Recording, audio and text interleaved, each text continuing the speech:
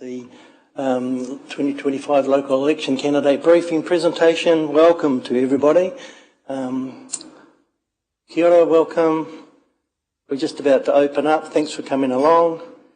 And I'd like to introduce the electoral officer, Rotorua Lakes Council electoral officer, Warwick Lamb from elections.com. Warwick's based in Tauranga, but elections.com is based in Christchurch. Thanks for coming along, Warwick. Warwick's got a comprehensive set of slides to roll past you, which you'll do. Thank you. So Warwick's got a comprehensive set of slides that he'll run through with you, and he'll take questions and answers from you as well. Okay?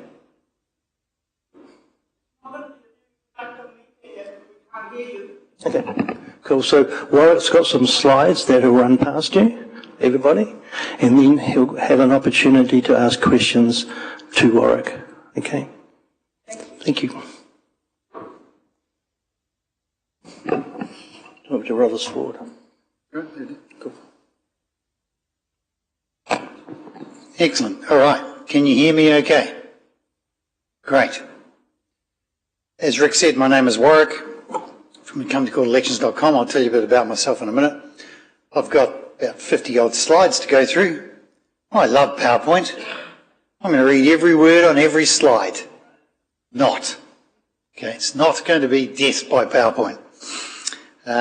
Talking about elections is not the world's most exciting topic sometimes, so I'm going to do my best to try and keep it entertaining. And if you've heard this presentation before and heard all my jokes before, too bad, you'll get them again. Rightio, so here we go, slide number 2. As I said, my name's Warwick, and Rick is the Deputy Electoral Officer. Rick's job is to look after the nuts and bolts of the election on the ground. So when you bring in your nominations or you send them into the council, I'll go to Rick and he'll then sort them out from there and deal with queries and questions and all those things that you need to know. I'll do the big picture stuff. As Rick said, I live in Tauranga, and I'm electoral officer for all of the councils around here, including the regional council. And they're all the councils that I work for. 47 councils, 7 regional councils. So the things that I say in this presentation are the things that I say everywhere else. Thinking about it, I've done about 900 council elections and by-elections over the years, and I've done this presentation about 300 times. I'm keen to take as many questions as we go. This night is all about you guys going away with all the questions that you want answered about elections and election land. So please make sure you sing out as we go. Just put your hand up and I'll take questions on the fly and go from there. Rick, it's been live streamed, right? So I've got to be on my best behaviour. I've been around the block a bit, been doing elections since 1986. So there's a few stories to tell. I've got a pretty good Porky's radar when it comes to dealing with elections. So as candidates, when you're dealing with me, you're going to get a straight bat. So make sure you're straight up with me to begin with. Sure. Yeah. Is he also a council member for Rotorua? You mean me, you mean? Me, yeah. So I live in Tauranga. Are you a council member for Rotorua? No. Why are you the electoral officer for Rotorua? Because I'm an electoral officer for lots of councils, and this is the job that I do. I carry out elections for a lot of the councils around the country, all of those councils there. And the election company based in Christchurch. How was that setting up? Yep. Because I'm an electoral officer here. Because I'm the electoral officer here, I live locally. Our office is in Christchurch, where all of our administration is carried out from, but it doesn't really matter where that is. Okay, why is that? We have to be able to know the needs of the people in Rotorua. Not necessarily. For instance, you don't see our homeless on the streets every day. We do. Sure. But I'm here. So how are you helping us? Sure. So my job is to run the election and the nuts and bolts of the election. It's not my job to worry about what's happening in the community. Run our election. Oh, well, this is what it is. Not the way it should be. Okay. That's good. So, who is involved in the council elections other than me? Not much. Electoral Commission do provide us with the electoral roll, prelim roll and the final roll, but they don't have any say or jurisdiction over the council elections. Same with the Ombudsman. The Ombudsman, under his legislation, doesn't get involved in council elections. There's no point in anyone complaining to the Ombudsman about the election process.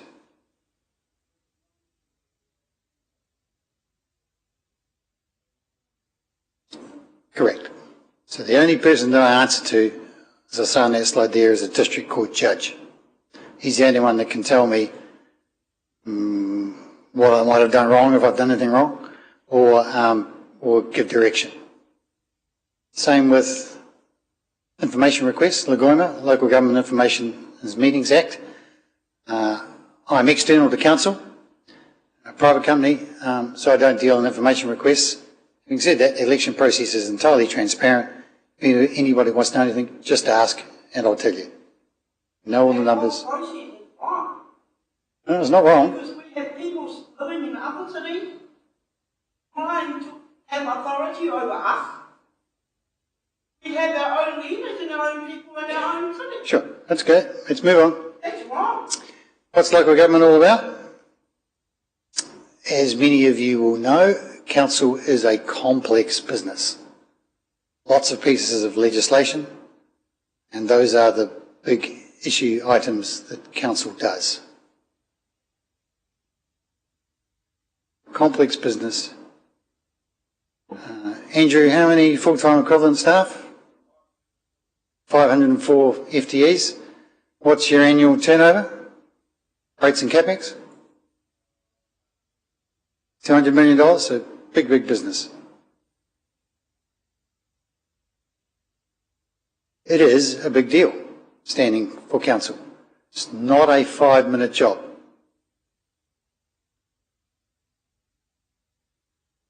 Opportunity to stand for council, shape the city and district, and represent and lead everyone going forward. Skill set set out in the Canada Handbook. Please make sure you have a chance to read that. But it's not always a bed of roses. I put the slide in there just to remind people that standing for office can sometimes attract some negativity.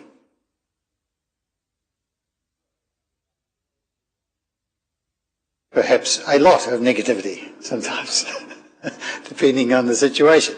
It is what it is, particularly in social media land.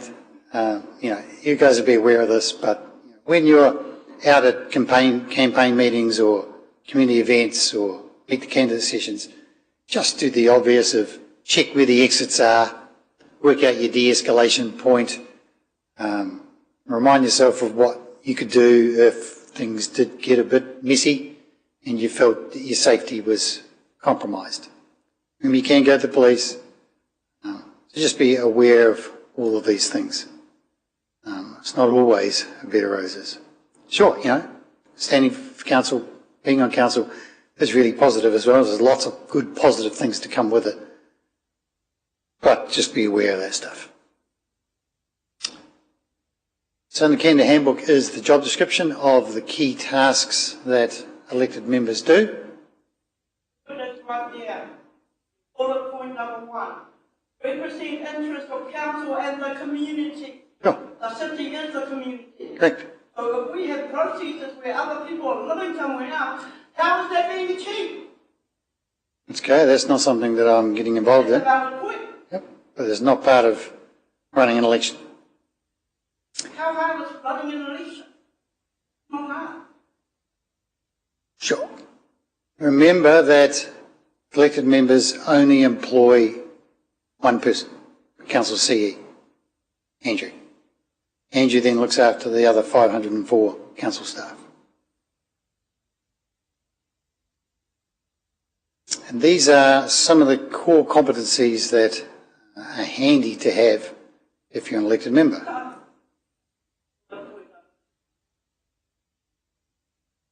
Really there to think district-wide, not just about the ward or the community board or where you come from. Complex business, but about governance versus management. Strategy, not potholes. Handy to have public speaking skills, but not essential. Once you've been on council, sat around a table, at a few meetings, you'll soon pick up public speaking skills as part of that. And this is a slide of generally what's involved, how many hours, how many meetings, how complex it is. Lots and lots of research and reading of agendas. Rick tells me that all elected members have a laptop, all agendas electronic, quite often be 300 to 400 pages long. Big documents can take many hours to read. So you've got to make sure you have the time to be able to do that before you come to your council meetings. And of course, being an elected member does require flexible working hours, not just 9 to 5. Pretty much a full-time job. Council is 3 to 4 days. Goes in cycles. Sometimes during long-term plan time, might be 40 hours a week. Other times, not so much. Caring for people, loving your community, it's a full-time job. It may not always be paid, Sure. but it's a full-time job. Yeah, okay. For leadership. Correct. So as you can see there, there's what the remuneration is for each of those positions. Remember that elected members are not staff members. So self-employed, you look after your own ACC, tax, all of those things. And there are quite a few allowances as well for travel, childcare if need be. As I said before, a council laptop, iPad. These numbers set by the Remuneration Authority is what they are at the moment and may well change soon after the election. Okay, so my role is to carry out the election in accordance with the legislation. It's a pretty complex piece of legislation. It's a bit black and white. Been around since 2001. So it's all about my job making sure that it's a level playing field for all candidates. But what I don't get involved in is the politics of the election, campaigning space. That's for candidates to sort out. I don't get involved in that. Campaigning is outside my sphere of caring. So in that world, if someone says nasty things about you in their campaign, don't ring me up and complain about it. Outside my sphere of caring, not interested. Just deal with the nuts and bolts of the election, which is why I can deal with 47 councils at the same time. Oh, sure, absolutely. If breaking legislation, breaching legislation or doing something against the Act, then yep, I'm the man. Yeah, I'll talk about that a bit later. So here is probably the key slide. Lock these dates away. Correct, these slides will be up on Council's website. Yep. Candidate briefing today, nominations open Friday, 4th of July. Close 12 noon, Friday, 1 August. Not 12:01, 12 noon. You can see me saying this, but please do not leave lodging your nomination till the last minute. Talk about that in a minute. And then voting opening this time on the 9th of September to the 11th of October. Longer than what we've had last time. Previous council elections have been 3-week voting period, extended this time by 10 days to just over a month, 32 days. To give more time for the postal system to do what it needs to do.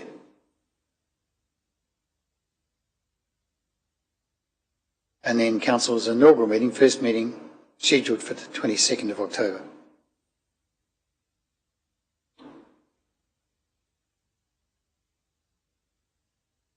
Signs, key date there, signs can go up 9 weeks before election day. I always get a bit confused with signs because I deal with 47 councils, 47 different hoardings policies. Some councils are 3 months, some are 2 months, some are 9 weeks, some are 6 weeks. Some have them come down the day before election day, some down the day after, some down a week after. They're all different. Here, 9 weeks before and down the day before. Okay, nomination process. These are the things that are up for election in Rotorua. You'll know about all this.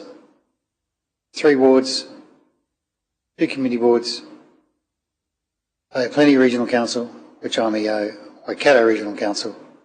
The electoral officer for that is Mali Ahipeni at Waikato Regional Council. All of those elections have random order of names on the voting documents. So within your household, you and your partner's voting papers will be different order of candidates. All jumbled up, printed on the fly. Now to the right there, you'll see the number of electors in each of these areas.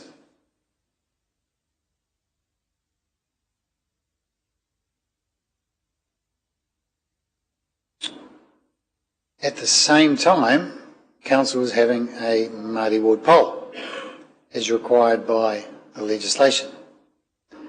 Got 37 councils across the country doing this, and a few regional councils as well.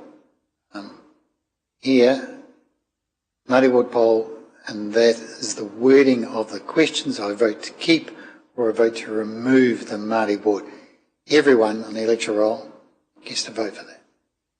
Binding on council from 2028 to 2034, but there will be a Māori ward councillor in place 2025 to 2028 that is voted on in this election. Yeah.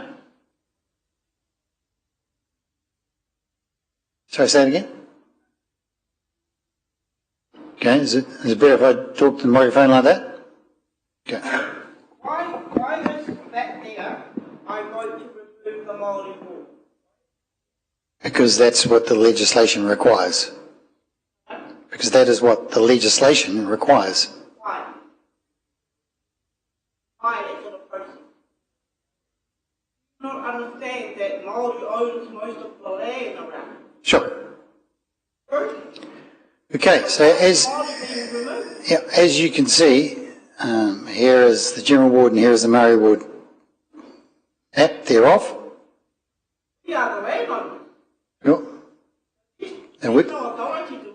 We're not here to debate. We're not here to debate this tonight. We're here to listen to the presentation. No. I'm just saying that there is a poll to vote for the Māori ward or not. Well, it can't be done.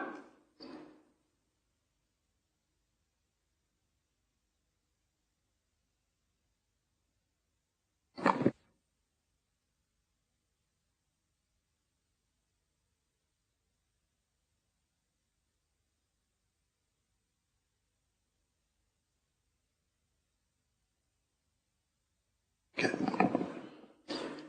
And here are the map of the 2 community board areas, Lakes Community Board and the Rural Community Board. And the nomination process, as I said, starting 4th of July, closing 12 noon, Friday, 1 August. Please do not leave lodging your nominations until the last minute. Because if you do, you bring it in on the last day, and you've got a few minutes to go, and there's something wrong with it, and you don't have time to fix it by midday, you won't be a candidate. 12 noon time is absolute. Rick will be down in the front foyer listening to the pips on the national program at exactly 12 noon. If you're in the door with your nomination paper, he'll accept that and process it. But if there's something wrong, it won't be a candidate. Same deal if you send it in electronically. Usually 80% of our candidates send their nominations in electronically, which is great. But just remember that when you send an email, it's not the time that you send it that matters, it's the time that we receive it.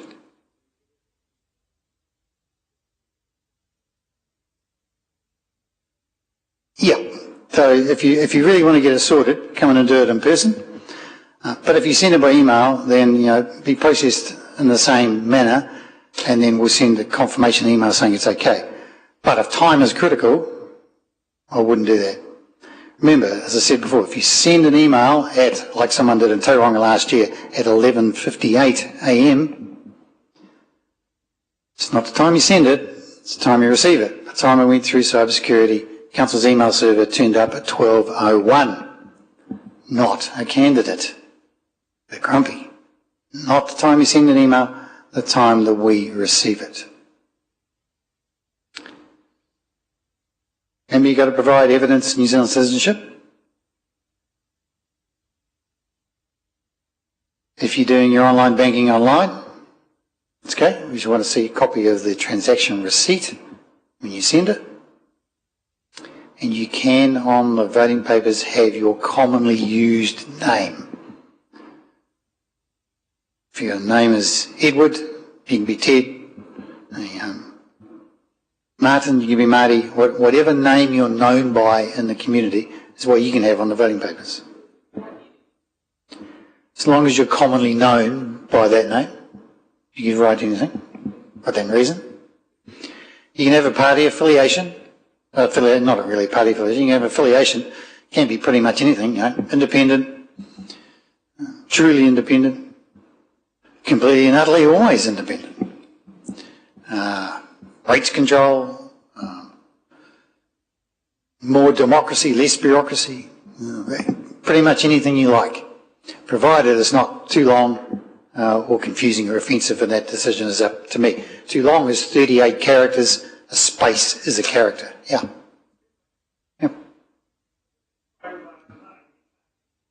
It's a trademark name, you can't use it. Same as Whakapapa is not an affiliation. You can use, Labour Party, Greens, New Zealand First, provided you've got authority from that party to use it, and I'll need to see that in a letter. You have a question? Huh? Okay. So a couple of things on the nomination paper. You do have to state if you are standing in other elections. So if you're standing for the mayor and standing for the ward, which you can, and standing for the committee board, which you can stand for all three, $200 every time. But on each nomination paper you have to say that you're standing in the other election. I had a gentleman at the top of the South Island last time who stood for the mayoralty in 6 councils. $200 everywhere. On each nomination paper I'm standing for all the other ones. You can do that, doesn't matter where you live. Any council in the country. You can live anywhere, stand any council in the country. In his case, he stood for 6, came last in 6, but stood in 6. Can be done. You also do have to state if you live in the area that you're standing in. As we just said, you can live anywhere, but you've got to state that you live outside or within the area that you're standing for. Those 2 bits go on the top of the profile statement. I'll show you what this looks like in a minute. Not included in 150 words. Remember that the nomination paper is a public document. Anyone can come and look at it.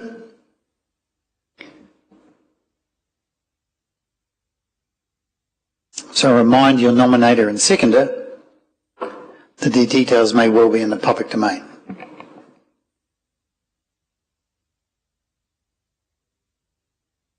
They have to be on the roll in the area that you're standing in.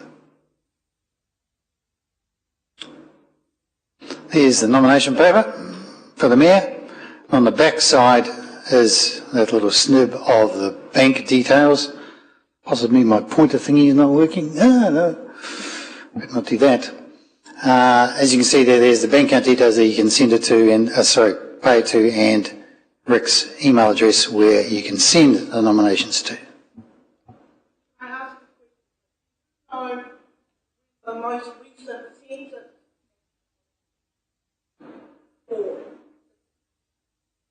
I can't remember when the census was taken, a couple of years ago, but not to be anymore.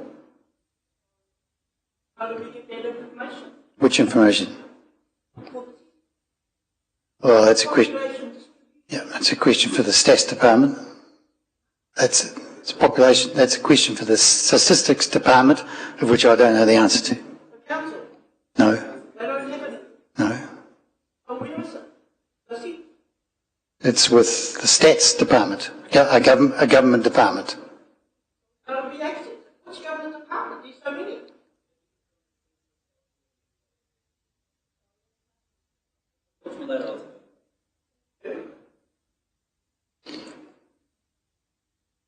So we talked about these things here. Could be a citizen, on the roll, can't stand for regional council and the district council at the same time. Be careful if you've got a contract with you or your partner has a contract with council for more than $25,000 a year. You can't stand for more than one ward. You also can't change your mind after nominations have closed.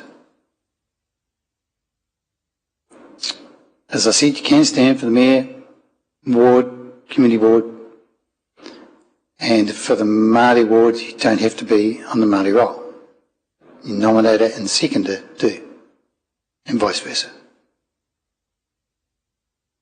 So as I said, you can't change your mind after nominations have closed. You can change your mind up until 12 noon, Friday the 1st of August, but after then, you can't. So if you see the list of candidates over the weekend and go, I don't want to do that anymore, you can't. You can do a Don't Vote For Me campaign, if you wanted to, but you can't withdraw unless it's on grounds of medical incapacity. Quite a few hoops to jump through to do that, but can be done. If you're in that situation or you know someone who is, contact me. Okay, candidate profile statements. 150 words, max, not 151. We check this out to the nth degree.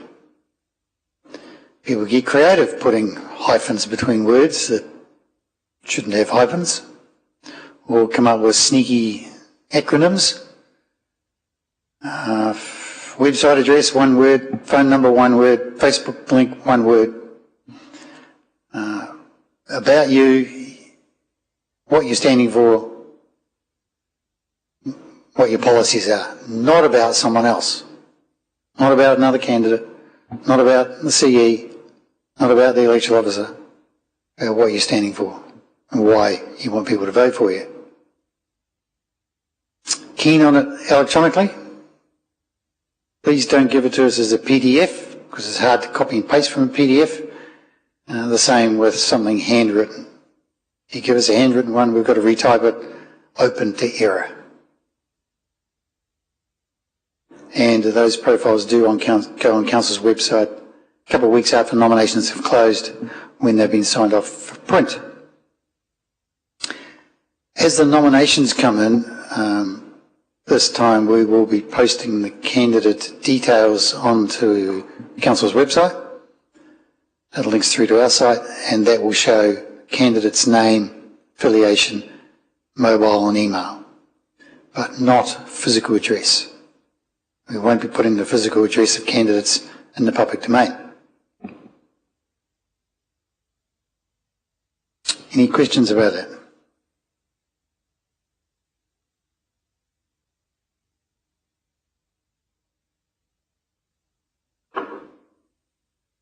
Okay.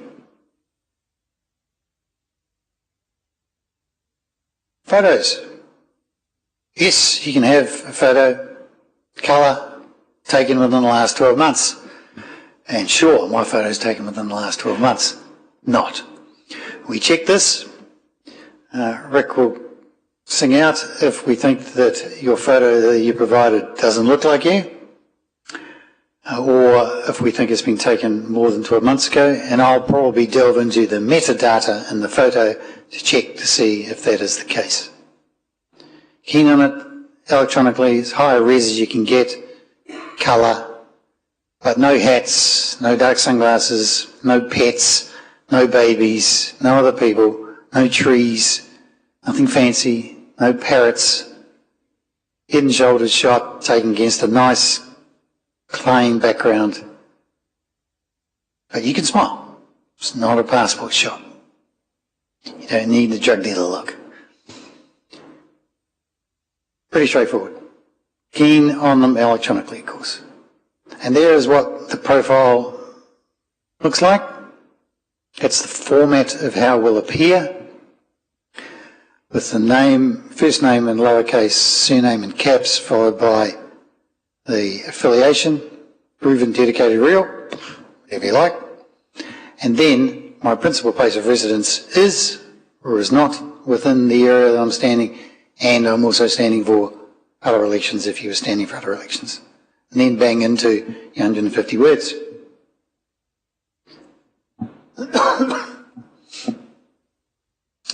Any questions?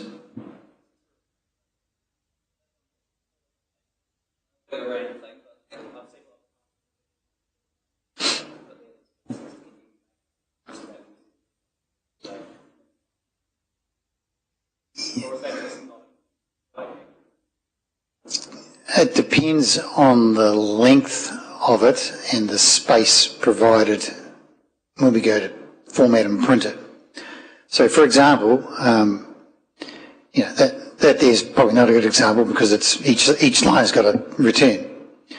But if it was only 50 words, probably be okay because it would fit on the page. If you spread it out, it then might go over a page, which might not be that good or easy to read. So it depends on how it goes. We'll start off with it how it's provided, and if we can, and it fits, then that's okay. If it doesn't, then I'll squeeze it up a bit to make it go within reason. But no bullet points, no bolding, no speech marks, nothing fancy, just straight text like that. But at the same time, council is going to do candidate videos. For the first time, Tauranga City Council did this last year. If you want to check that out, go and have a look at the Tauranga City Council website. They had 76 candidates for their elections. 66 of them chose to do a video like this. And then once the videos were up, 6 of them that didn't contacted us and said, that's such a good job, can we please do ours too? So no problem, I did. Optional. 4 generic questions, things like, why are you standing? What skills do you bring to the table? What are the 3 things to concentrate on over the next 3 years? That sort of stuff. Done professionally by the council, same playing field, same sound, same lighting, same environment. Posted on council's website for anybody to link to. All have the opportunity to do that, optional. Okay, any questions about that? The reason for them is that one of the feedback we get from elections is that people find it hard to find out information about who the candidates are. 150 words is 150 words. Perhaps it doesn't say much. So this is another opportunity for people to find out about what people like and what they look like in a video. Okay, a few slides on campaigning. Space I try and stay away from, but a few things here. Remember, you can't use council resources in your campaigning. Can't use council's taken photos. Can't use the council chambers for campaigning. Can't rock up to a council meeting wearing a Vote For Me t-shirt. We have some mates sitting in the back row holding up a vote for you sign, because it's on Council's live stream, which is Council's social media audience, not your social media audience, not a candidate's social media audience. Can't use Council's logo, branding, colours, documents. And every piece of campaign material, every piece, has got to have that little authorisation statement on it. Authorised by your name or your agent, mobile or email, but not physical address. Don't have to have your physical address on it anymore. Remember, be truthful in your campaigning ads. If you're talking about facts, make sure they are facts, because if they're not and someone complains to the Advertising Standards Authority, they will look at that and may require you to change it. The usual rules of defamation apply.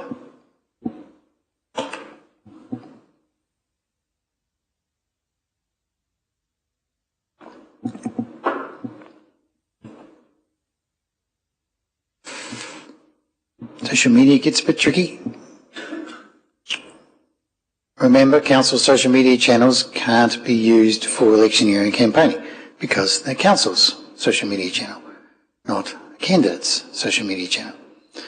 So any comments on Council's page about candidates or elected members during the election period will be zapped. If someone continued to post stuff about that, then they would be blocked.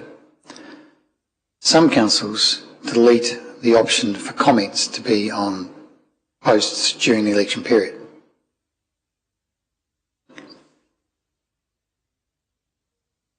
Yeah, sometimes. It just depends on the community, but yep. If there's social media stuff happening, sure. Yep. It depends, but yep.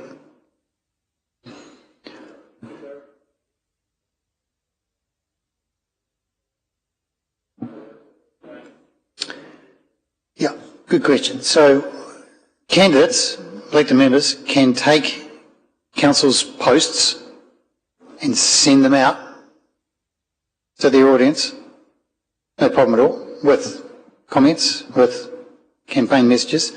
Just can't comment, rate, review, like, share back to Council's channel, because that appears on Council's feed, which is Council's social media channel. You can take it, send it out, you just can't go back. So that's a simple principle. Sorry, say it again?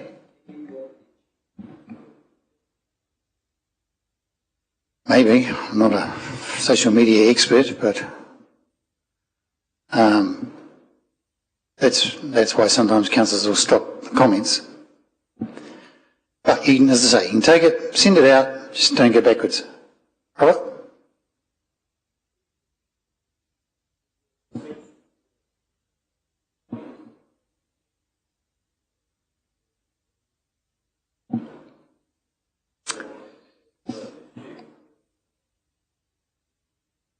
The issue is someone's using Council's social media channel to raise their profile, make a comment, whether it's benign or not.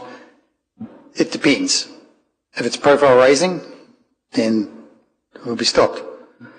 And certainly if it was electioneering campaigning, then it would be zapped.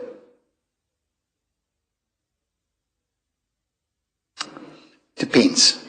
Depends on the topic, depends on the environment, depends on the issue. But that would be up to Council to determine that at the time. Oh. Remember, you can't take a photo of your completed voting paper and pop that on the internet against the legislation. You can take a snip of your name with a circle and a tick in it and display that. You just can't show other candidates circles without a tick. I can't do it either. It's Oh, sorry, online. What if you did not give permission? You can't control media. well, the media don't do it because it's against the legislation, and if someone else did it, then they could be prosecuted. It's against the legislation. Yeah, sure. But it's against the legislation. It is.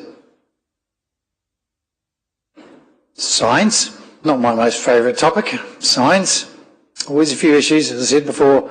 Signs go up 9th of August. A few things to comply with. Make sure you get up to speed with Council's hoardings policy set out in the Canada Handbook.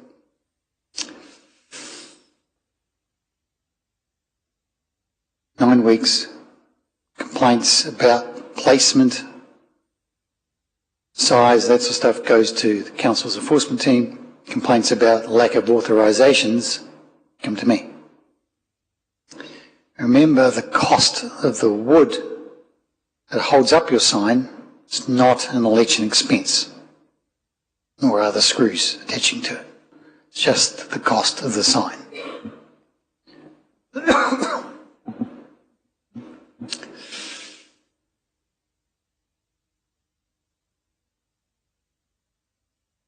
A couple of slides about donations and expenses. Remember, it's a requirement of council elections that you have to record the donations that you've received for your campaign and the costs of your campaigning expenses up to a specified limit, which I'll show you in a minute. So if you've got a donation, you have to record it no matter when you received it, even if it was last year. You have to record who it's from, unless it is completely and utterly anonymous. But I think that's hard to do. If you know who it's from, or you can work it out, it's in your bank account, then you have to declare who the donation is from, even if they ask you to keep it anonymous. You can't. Remember, crowdfunding services, GoFundMe, those guys, they do not meet the donor requirements for campaign funding. See? If somebody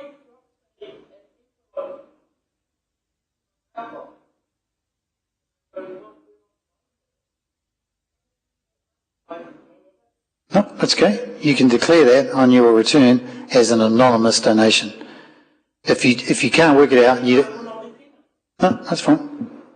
You just have to say that it's completely and utterly anonymous. So you're right. Someone could turn up in the middle of the night and put it in your letterbox. arms giving, they give arms, no one knows who gave it. Arms giving, it's biblical. Sure, yeah, it could work. Remember, if the anonymous donation is more than $1,500, you've got to give that balance to the council.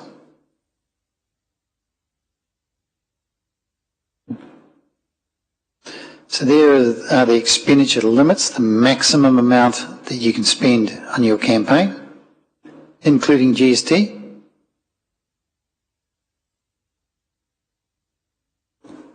Based on the population of those areas, and if you're standing for mayoralty and the ward, it's not the double, it's the higher limit applies. So what's the maximum? Maximum number of positions, you can stand for the mayor, ward and the community board. Three. $200 every time. But if you did that, the maximum amount you could spend is $40,000. This is when the campaign expenditure applies, 11th of July to 11th of October. It's not about when you paid for it, it's about when does the campaign item happen. So you could put a full page ad in the Daily Post on the 10th of July, outside the 3-month period, because the next day is another paper, previous day's paper, history. But if you put that in a local magazine that was out for a month, then the cost of that would fall within that period because it's when the activity occurs. You could sign write your car now, you're driving it around for 4 months, 3 months period of the 4 months, 75%. 75% of the cost would be what you would declare when the activity occurs. If you pay for your signs now, put them up 9 weeks out, the cost of that is included.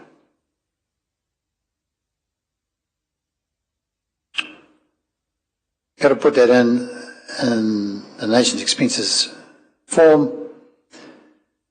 Middle of December, goes on Council's website for 7 years, public document.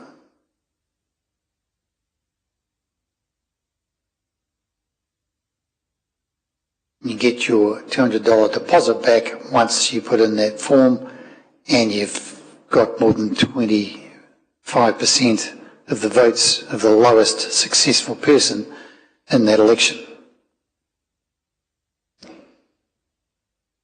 Any questions about that? Sit out in the Canada Handbook. Please make sure you read it.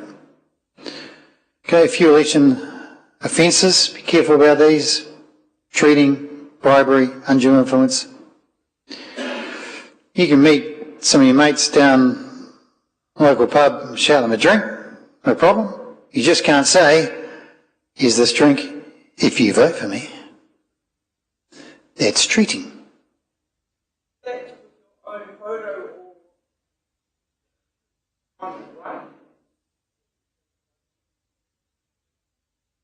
So you can't give away a pen, you can't give away something of value that can be used for another purpose. So you can't give away a pen or a fridge magnet that can be used after the election. That's bribery. You're not allowed to. You can't give away something that is an item of campaigning. If it's not a campaigning item, it's okay. Remember, all of that's got to have your authorisation statement on it. Even if you did a little badge, it's got to have authorised by on it. Doesn't matter how big it is or small it is. You could have your sign, actually, while we're talking about this, you could have a sign this size and a little sticky label down the corner with your authorisation statement. It doesn't say how big or small. It can be small. Just got to be there. Sorry, anyway, back to offences.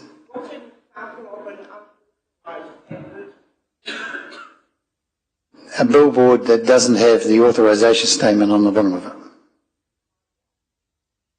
A billboard that doesn't have your authorisation statement on the bottom of it. Okay? Same if you're doing a radio advert, you would have heard this before, right at the end it'll say, authorised by. Got to have that after your radio ad.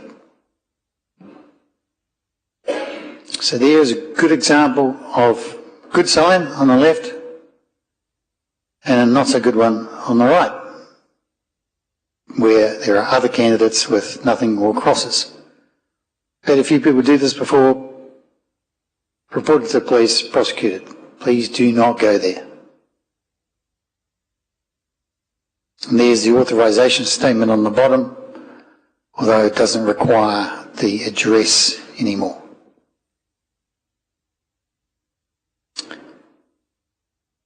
It's a good example of, can anybody know where that is? Rotorua District Council in Levin. A few years ago, was on the media at the time, sign written car, authorised at the back, no problems. The mayor's car parked right outside the front door of the council building. Council building is just to the side. He had a car park underneath the council building out the back, underground. I parked it here. No, Michael. Council car park, council resource, can't park it there. I made him move it. He got a bit grumpy, but he had to park it in a public spot. not in the council car park. So here's my wondrous orange bins, orange voting bins, that we'll have a lot more of this time around. Rick, what have we got? 16? 20? 20 or what? Supermarkets, Mitre 10, Bunnings, Back and Save, Four Squares, Scion, yeah. So oh my, lots of community places where it's easy for people to drop their completed voting papers back into an orange bin rather than the postal network. Tauranga City Council election we did last year, we had 85% of the votes come back via the orange bins. 33% of those came in the 6 big supermarkets. So you can do this, you can encourage all your friends to vote. The list will be in the Canada Handbook on Council's website. There'll be lots of promotion about it. Get your votes back into the orange bin. They'll come back to us faster.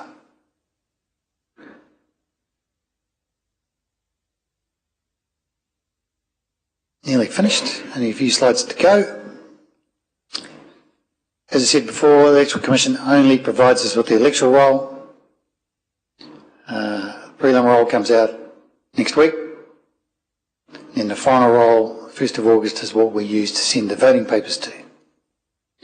So if at that point your name or your address isn't correct on the electoral roll, then your voting paper will go to your old address or somewhere else where you won't get it, which means to vote you'll have to do a special vote.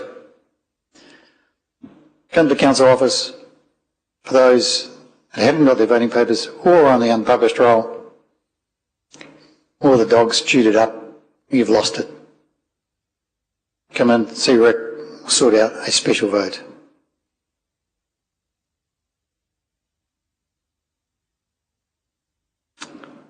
Any questions? Good. Oops. Yep.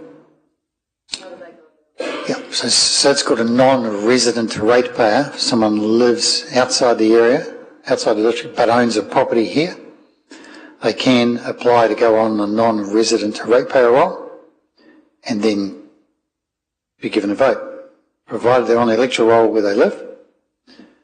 Form to complete, but pretty straightforward. I can do that, go on the electoral roll, be sent the voting papers, same as everyone else. Or can come and do a special vote at the same time.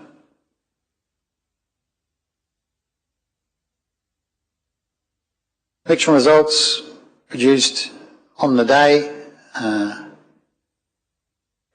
Andrew and Rick will let everyone know mid-afternoon on the Saturday. That'll be all the votes that have been cleared from orange bins up until Friday evening. Won't include votes that are deposited on the Saturday morning.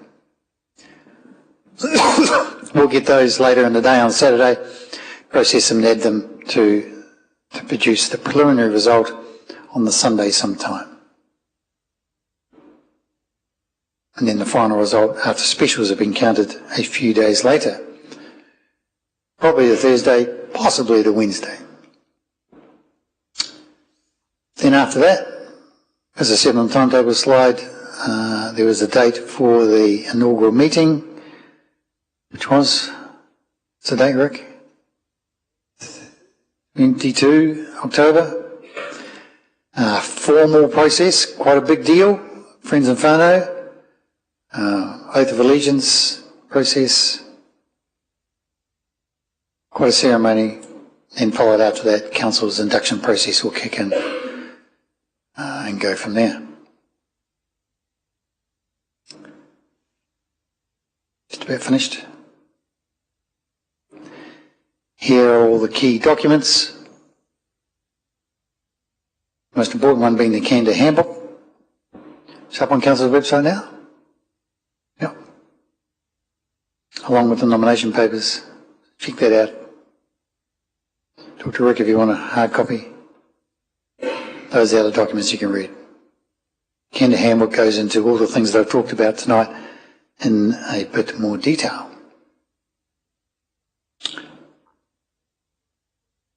And you got some hard copies here, even better. Okay, last slide. No online voting. Council elections are the only elections we do that are not online. One day. I've been saying that for a long time. Maybe one day. Lots more orange bins, orange voting bins. Get your nominations in early. Please do not leave lodging your nominations till the last minute. Keep yourself safe. And Saturday, the 11th of October. Good luck. That's pretty much it for me. Happy to take some questions, and Andrew wants to say a few things as well. Rick, do you want to add anything? No? It's all good? Yeah.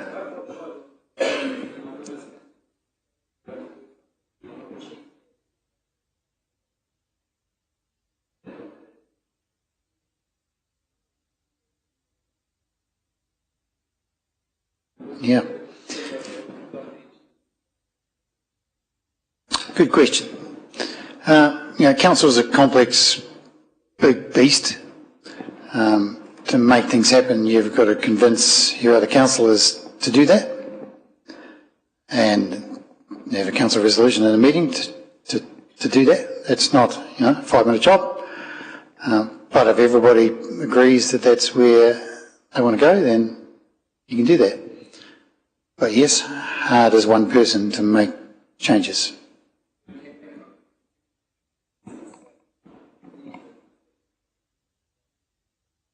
Yep, that's right. Andrew, you might want to comment on that a bit more, maybe?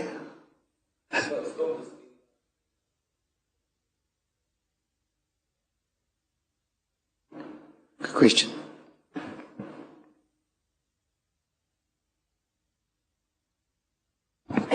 Tēnā koutou katoa. Look, I'll thank Warwick. I'll stick around because there might be some questions for you, but I'll stay away from any political topics. I do live in the district, though, just interested to say. This is the pre-election report. It is out already. It's on the website, and there are a number of hard copies around, but not that many. So please do read it. What I would also ask, if there are candidates who have questions about this and would like to ask me questions about what's in the pre-election report, after nominations close, I will be open to candidates reaching out, and if there is plenty of interest, then I will make arrangements for a session where all candidates who wish to participate can be interested and can quiz me on it. Is that okay? Allowed to do that? Good, that's good. My first election. So that's me, really. Any other questions? Otherwise, Warwick? I was going to get emails of everything that you have received, or is there a booklet? Here is the booklet, Canada Handbook. Yes, the presentation is being live streamed at the moment. Will be on Council's website. The Canada Handbook is on Council's website as well. Rick, is there anything else I need to add? Okay. Yeah.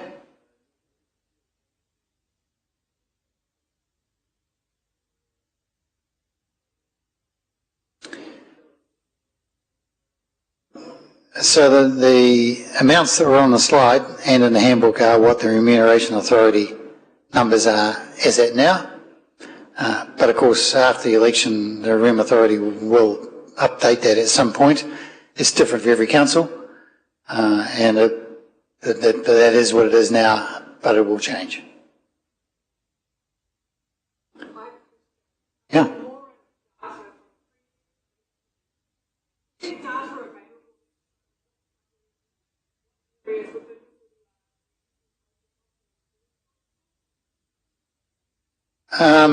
Sort of. On our website currently is the stats from previous elections showing the voting returns by ward, not by suburb. So you can go to our website and look that up for all the councils that we work with. And it has each council, the numbers of votes received per day, per ward, and then the totals. And you have that information next to the census? Nothing to do with the census. So many people voted as opposed to the ones who didn't vote? Yep, those numbers, it shows all those numbers. Yep. Yep.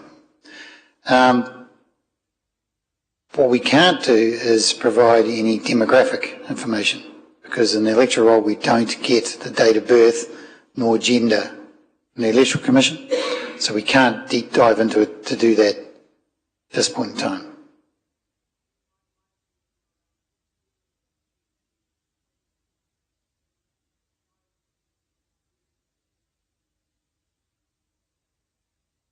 Yeah, it's broken down by ward. To go any lower than that requires a whole lot of different analysis. Can be done, but there's a bit of time and cost in doing that. Okay.